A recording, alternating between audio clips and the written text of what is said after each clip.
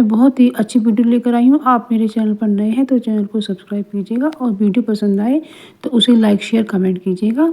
तो सबसे पहली टिप है मेरी खजूर को लेकर। फ्रेंड्स, आजकल खजूर आ रहे हैं और ये खजूर को हमने लिया है और खजूर को हमने चॉप कर लिया है और इस तरह से चॉप करने के बाद हम बनाएंगे खजूर का दूध। हमने भगोना गैस पर रखा है और इसमें हमने दूध को ऐड किया है।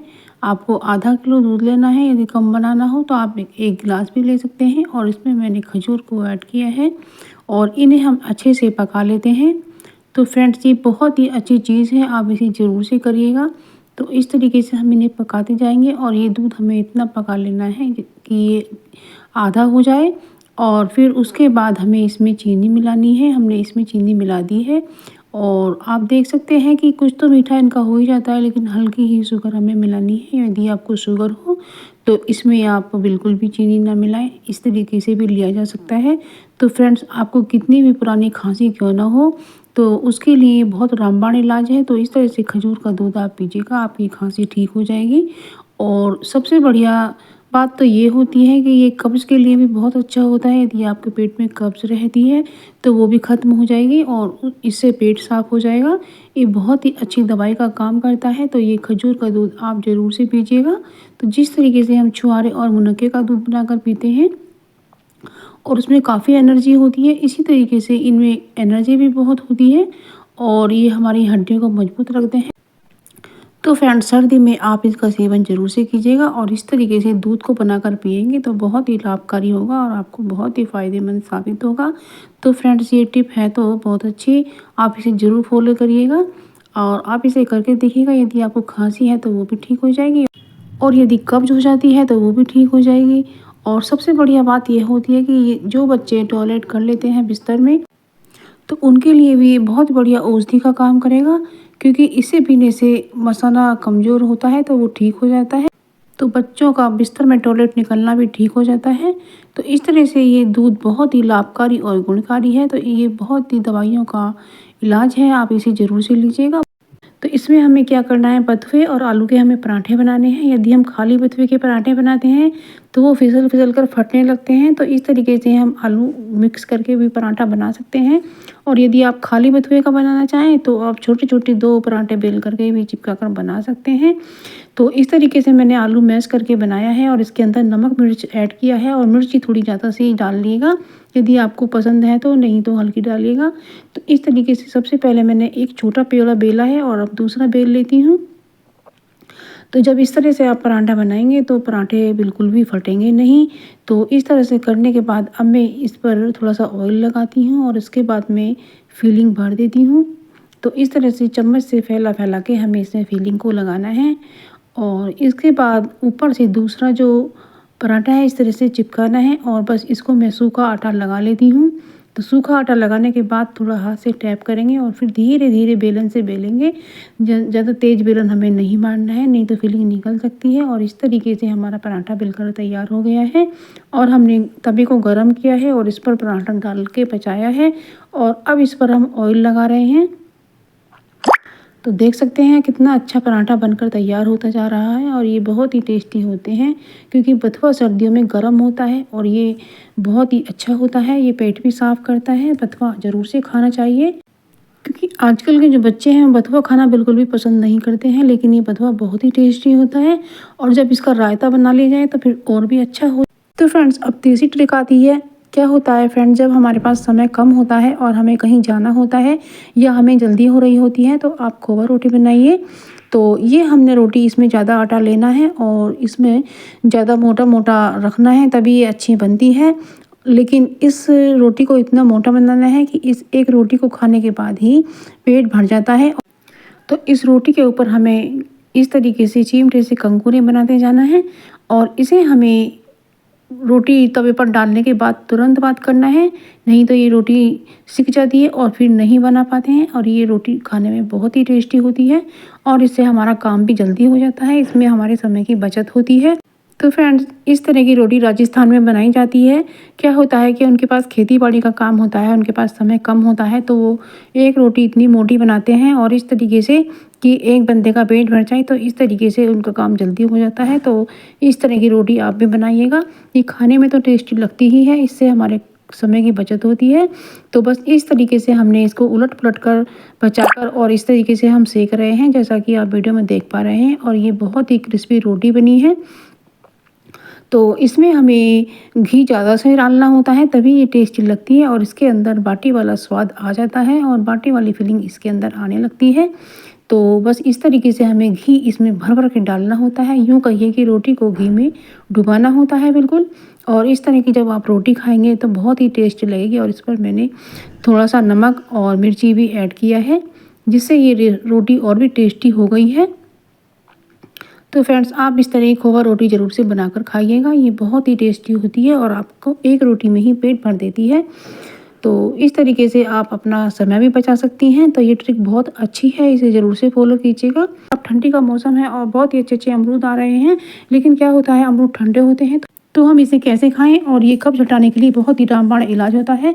तो हमें करना क्या है, हमें इस तरह से एक फ़ोर्क में इसे कर लेना है और फ़ोर्क लगाने के बाद इसे हमें गैस पर इसे बनाना है। और सबसे पहले तो इसका जो नीचे का पार्ट है, इसे हमें इस तरह से काट कर निकाल देना है और बस फ़ोर्क की मदद से इस तरह से इस अमरूद को हमें भूनना है। तो जब हम इस तरीके से इसे भूनेंगे तो भूनने के बाद होगा क्या कि ये अमरूद हमें बिल्कुल भी नुकसान नहीं देगा और हमें ये एक दवाई का काम करेगा। जब हमें खांसी हो जाती है या हमारा गला दुख जाता है या हमारे पेट में कब्ज़ हो जाती है, तो इस तरीके से भून के नमक को खाइएगा फ्रेंड्स। ये बहुत ही अच्छा रहेगा और आपको बिल्कुल भी नुकसान नहीं देगा। तो इस तरीके से जब भूनकर खाएँगे तो जो आपकी खांसी भी हो जाती है तो वो भी ख़त्म हो जाएगी। और इसको काटिएगा। तो इसे काटने के बाद आप चाहें तो सादा नमक डालें, चाहे काला नमक डालें, तो इस तरीके से इसको खाइएगा। तो फ्रेंड्स, ये पेट के रोगों के लिए बहुत ही रामबाण इलाज है, बहुत ही अच्छी औषधि है। तो इसका सेवन ज़रूर से कीजिएगा, लेकिन हाथों और पैरों और चेहरे की जो स्किन है उसे हम ठीक कर सकें, तो इसलिए मैं एक होम रेमेडी लेकर आई। सबसे पहले मैंने ली है एक बाउल और उसमें लिया है मैं एक बॉडी लोशन। और आप कोई भी बॉडी लोशन ले सकती हैं। तो मैंने थोड़ा-सा बनाने के लिए ही दिखा रही हूँ। और इसमें लिया है मैंने थोड़ा शहद। और शहद डालना आपको बहुत ज़रूरी है, क्योंकि ये त्वचा को मुलायम बनाता है और इसको अच्छे से फेंट लेना है। बस इसमें मैं अब थोड़ी-सी वैसलीन भी डाल लेती हूँ, क्योंकि वैसलीन जो होती है ये त्वचा की नमी वापस करती है और ज़रूर से डालनी है। तो डालना है गुलाब जल। गुलाब जल जो त्वचा में हमारे गंदगी जमा हो जाती है उसे उखाड़ कर फेंक देता है। और ये डाला है मैंने थोड़ा-सा कैस्टर ऑयल। ये भी आप मुझे इसमें नारियल तेल, क्योंकि नारियल तेल जो होता है वो एलर्जी भी दूर करता है और ड्राई स्किन को अच्छी बनाता है। तो ये सभी चीज़ें हमें इसमें मिक्स करनी है और इससे हमारी जो त्वचा है बहुत ही चमकदार हो जाती है। और आपकी जो त्वचा है वो बिल्कुल ड्राईनेस ख़त्म हो जाएगी और बहुत ही मुलायम चमकदार हो जाएगी। तो इससे आपके चेहरे पर ग्लो आएगा। ये बहुत ही अच्छी चीज़ है और साथ चेहरा आपका निखर कर जाएगा। खासकर जब आप शादी पार्टी में आते हैं तब तो ये आपको ज़रूर से लगाना है और हफ्ते में आप इसे 2-3 बार ज़रूर से कीजिएगा। तो आपकी जो ड्राईनेस आ जाती है वो सब खत्म हो जाएगी और हाथ पैर आपके बिल्कुल सॉफ्ट हो जाएंगे और रंग भी गोरा हो जाएगा। देख सकते हैं कि इस तरह से ड्राई होने लगती है और जब हम कुछ खींचते हैं तो इस तरीके से वाइट लाइन खिंच जाती है। तो इसको दूर करने के लिए हमें ये ज़रूर से लगाना है। हेलो एवरीवन, स्वागत है आपका मेरे चैनल में। और आज मैं आपके लिए एक यूज़फुल वीडियो लेकर आ चुकी हूँ।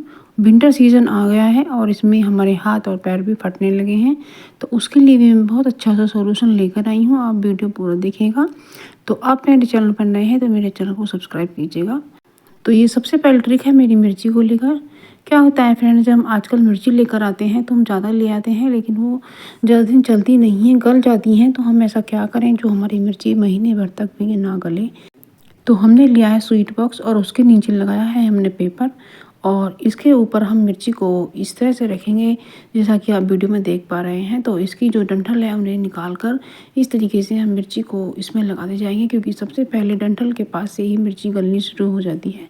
तो हम डंठल जो होते हैं उन्हें तोड़ करके इस तरीके से रखते जाएंगे और जो इसमें नमी आएगी वो पेपर सूखता रहेगा। तो इस तरीके से आप अपनी मिर्ची को सुरक्षित रख सकते हैं। ये महीने भर तक भी ख़राब नहीं होगी। तो इस तरीके से ऊपर भी हम पेपर को ढक देते हैं और इसका जो ढक्कन है वो लगा देते हैं। तो इस तरीके से मिर्ची बिल्कुल सुरक्षित रखी रहेंगी। बनाए हैं और बहुत ही टेस्टी छोले बने थे। और हमने ये मैदा भिगो दी थी। हमने 2 घंटे पहले ही मैदा को गर्म पानी में मढ़ा है यदि फ्रेंड्स आप ठंडे पानी में मारेंगे तो सर्दी के मौसम में मैदा उठती बिल्कुल भी नहीं है। तो मैंने इसमें एक इनो का पाउच ऐड किया, थोड़ा-सा मट्ठा ऐड किया और मैंने इसमें 1 चम्मच बेकिंग पाउडर भी इस्तेमाल किया है। तो हमारी जो मैदा है वो फूलकर अच्छे से आई है। तो अब अगली ट्रिक आती है, हमें कढ़ाई में भटूरे के लिए अच्छे से ज़्यादा रिफाइंड लेना है, थोड़ा रिफाइंड बिल्कुल नहीं लेना है। तो ज़्यादा रिफाइंड में भटूरे अच्छे से फूल कर आते हैं और रिफाइंड को हमें बिल्कुल तेज़ फ्लेम पर अच्छे से तेज़ गरम करना है, तभी भटूरा फूलता है। और यदि आपका तेल कम गरम है तो उसमें भटूरा फूलता बिल्कुल भी नहीं है, इसलिए अच्छे से तेज़ गरम ऑयल कीजिएगा। उसके बाद ये भटूरा डाल कर के इस तरह से पौनी से आप उसे दबाते जाइएगा, तो आपका जो भटूरा है वो फूल कर आएगा। तो फ्रेंड्स आप देख सकते हैं कि मेरा भटूरा फूला है, लेकिन अभी रिफाइंड थोड़ा-सा और तेज़ गरम करना पड़ेगा, फिर बहुत ही अच्छे से फूल कर आएगा। तो अब हमने ये दूसरा भटूरा ऐड किया है, तो इसमें आप देख सकते हैं ये थोड़ा-सा उससे अच्छा फूला है। अब बाकी के और भटूरे भी बड़े-बड़े फूल कर आएँगे। तो छोले भटूरे बनकर के तैयार हैं। एक आती है हमारी, जो हमारे पास खाली बैग होते हैं या फिर प्लास्टिक के बैग होते हैं तो उनका हम उपयोग कर सकते हैं, क्योंकि इन्हें फेंकने का मन भी नहीं करता है। और ये जो बड़े वाले बैग होते हैं ये भी बहुत यूज़फुल हो सकते हैं। तो आजकल ये गर्म कपड़े निकल रहे हैं, अलमीरा में क्या होता है कि पहले से ही हमारे काफ़ी घिच-पिच होती है, तो इन मोटे-मोटे कपड़ों को रखने के लिए जगह कम ही बन पाती है, तो इसलिए इन बैगों का इस्तेमाल कर सकते हैं। तो इस तरीके से कपड़े धोकर और फिर तह बना करके इस तरह से रखा जा सकता है। और हर सदस्य के कपड़े अलग ही बैग में रखे जाएँ तो वो आपस में मिलेंगे भी नहीं और ना ही इनकी तह खराब होगी और ना ही ढूँढने में परेशानी होगी। तो कई बार ऐसा होता है, हम सभी कपड़े एक जगह रख देते हैं और ढूँढते-ढूँढते हमारा काफ़ी समय बर्बाद हो जाता है। हम कभी ऑफ़िस या किसी काम से जा रहे होते हैं तो वहाँ भी लेट हो जाता है। तो इसलिए ये बैग बहुत यूज़फुल हो सकते हैं, इन्हें बिल्कुल भी ना फेंकें और इस तरह से अपने सामान को रख सकते हैं। होती है तो ये जो हमारी बोट होती है, इन्हें बिल्कुल भी ना फेंकें, ये बहुत यूज़फुल हो सकती हैं। तो जब हम फ्रेंड्स मंडी वगैरह चले जाते हैं तो वहाँ से अदरक ज़्यादा मात्रा में ले आते हैं। तो हम सोचते हैं कि अब इसको कैसे रखें, क्योंकि गल सकता है, ख़राब हो सकता है। तो हमें लेना है बोट और इसमें डालना है अदरक। तो अदरक को इसमें डालने के बाद हमें डालना है उसके अंदर 1 गिलास पानी। तो आप देखेंगे कि पानी डालने के बाद जो हमारा अदरक है वो ख़राब नहीं होगा। इस अदरक को हमें पानी डालकर रखना है फ्रिज के अंदर। तो फ्रिज के अंदर जब ठंडा पानी होता है तो उसमें ये अदरक ऐसे ही रहता है, ख़राब नहीं होता है। तो इस तरीके से आप अपने अदरक को संभाल कर रख सकती हैं। तो ये बहुत यूज़फुल सी ट्रिक है और आपका बोट भी काम आ जाता है।